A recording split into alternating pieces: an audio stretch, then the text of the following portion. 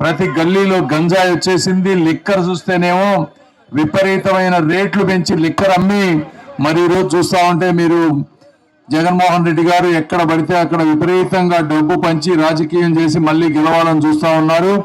మీరందరూ కూడా అర్థం చేసుకోవాలి. రేపు తెలుగుదేశం పార్టీ వచ్చిన వెంటనే ప్రతి గ్రామంలో మిగిలిపోయిన రోడ్లు వేయిస్తాం, మంచినీళ్ళు తీసుకొచ్చే బాధ్యత, ఆర్ఓ ప్లాంట్లు. జగన్మోహన్ రెడ్డి గారు ఏం చెప్పారంటే పోయినసారి ఎలక్షన్ కు ముందు ప్రతి గ్రామంలో చెరువు తవ్విస్తా అన్నారు, ప్రతి గ్రామంలో ఆర్ఓ ప్లాంట్ పెడతానన్నారు. అవునా కాదా? మీరు ఎప్పుడు మీ గ్రామంలో చెరువు వచ్చిందా? కొత్త చెరువు మీ గ్రామంలో ఆర్ఓ ప్లాంట్ వచ్చిందా? అదేవిధంగా ప్రతి మండలంలో ఒక కోల్డ్ స్టోరేజ్ పెడతానన్నారు రైతులకి. ఎక్కడన్నా వచ్చిందా? అది లేదు. సో ఇంకొకటి చెప్పారు, ప్రతి మండలంలో ఒక వృద్ధాశ్రమం కూడా పెడతానన్నారు, అది రాలేదు. సో అన్ని అబద్ధాలు ఆయన చెప్పేటువంటివి. మేము వచ్చిన వెంటనే కంపల్సరీగా రైతులకి గిట్టుబాటు ధర వచ్చే విధంగా కానీ, రైతుల ఖర్చులు తగ్గించే విధంగా కానీ, రైతుల ఆదాయం పెంచే విధంగా, అదేవిధంగా పేదవాళ్ళందరికీ పక్కా 2 సెంట్లలో ఇల్లు కట్టించే బాధ్యత కూడా మేము తీసుకుంటాం. ఎవరెవరికైతే ఇల్లు రాలేదో ఈ చుట్టుపక్కల ఈ గ్రామాల్లో నుంచి విదేశాలకు కానీ వేరే విధంగా వెళ్ళి సక్సెస్ అయిన వాళ్ళందరినీ కూడా ఒక్కొక్కరిని ఒక ఇల్లు అడాప్ట్ చేసుకునే మనకి కార్యక్రమం తీసుకొస్తాం. అవి కాకుండా central government, state government funds కానీ, ఎంపీ నిధులతో కానీ పక్కా ఇల్లు కట్టించే బాధ్యత మేము అందరం తీసుకుంటామని తెలియజేస్తా ఉన్నాను. ఇవి కాకుండా ఇంకా చాలా చేస్తాం. మీరందరూ దయచేసి తెలుగుదేశం పార్టీని అఖండ మెజారిటీతో గెలిపించండి. జగన్మోహన్ రెడ్డి గారి మోసాలకి మీరు బలి అవ్వద్దు ఇంకొకసారి. Thank you.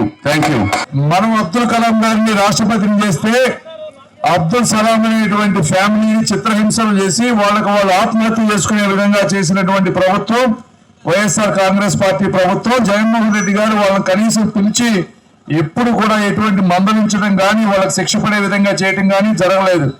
చిన్న పిల్ల మిస్బా మంచి మార్కులు వస్తున్నాయని చెప్పి ఆ పిల్లను కూడా వేధిస్తే చనిపోయినటువంటి పరిస్థితి. దాన్ని కూడా జగన్మోహన్ రెడ్డి గారు ప్రశ్నించలేదు. మీరు ఒకటే గుర్తుపెట్టుకోండి, జగన్మోహన్ రెడ్డి గారు సపోర్ట్ ఇచ్చింది గత 5 సంవత్సరాలు బీజేపీకి. ఆయన ఏమి కాంగ్రెస్ కి ఇవ్వాలా, సిపిఐకి ఇవ్వాలా, సిపిఎంకి ఇవ్వాలా. అదేవిధంగా వచ్చే 5 సంవత్సరాలు కూడా ఆయనకు వచ్చే 2-3 ఎంపీ సీట్లు కూడా ఆయన ఇచ్చేది కూడా బీజేపీకి. ఎందుకంటే ఈ రోజు దేశంలో బీజేపీ అధికారంలోకి రాబోతోందని అన్ని సర్వేలు చెప్తా ఉన్నాయి. ఆయనకి మాకు తేడా ఏంటంటే మేమందరం మీ ఆశీర్వాదం తీసుకొని డైరెక్ట్ గా పొత్తు పెట్టుకొని రాష్ట్రం అప్పుల నుంచి ఆగిపోయిన రాజధాని ముందుకు తీసుకువెళ్ళాలని, ఉద్యోగాలు తీసుకురావాలని, ఇండస్ట్రీస్ తీసుకురావాలని మేము ముందుకు వెళ్తున్నాం. మీ అందరినీ అడిగి జగన్మోహన్ రెడ్డి గారు దొడ్డిదారిని వెళ్తా ఉన్నారు.